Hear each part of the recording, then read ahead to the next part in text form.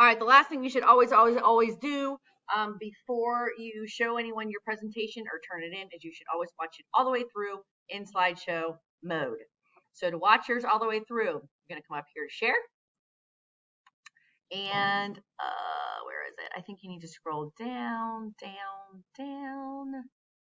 Present, my bad. Right here, it says present. Go ahead and click where it says present. And then for some reason, you will have to hit present again. Let me move myself out of the way. Okay, so you can see there's my first slide.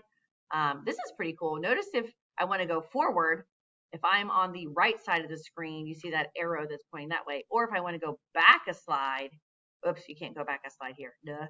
I'll show you on this one. Okay, there was my transition. Here are my my menu. But notice now, if I wanted to go back a slide, I can go to the left side.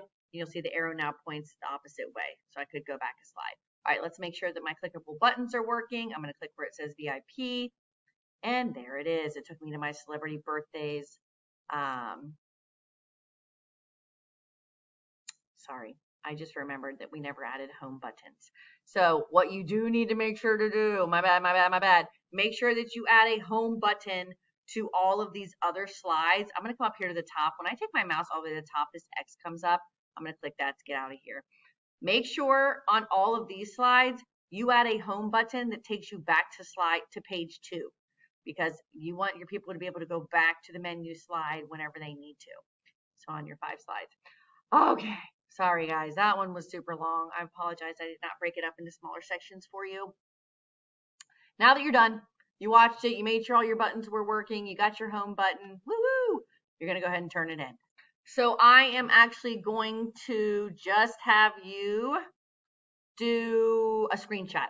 So I'm going to have you, I don't know if you noticed what I just did. I came down here and I clicked the little size sorter view. That's kind of the same way that we do it in PowerPoint. Click that side sorter view.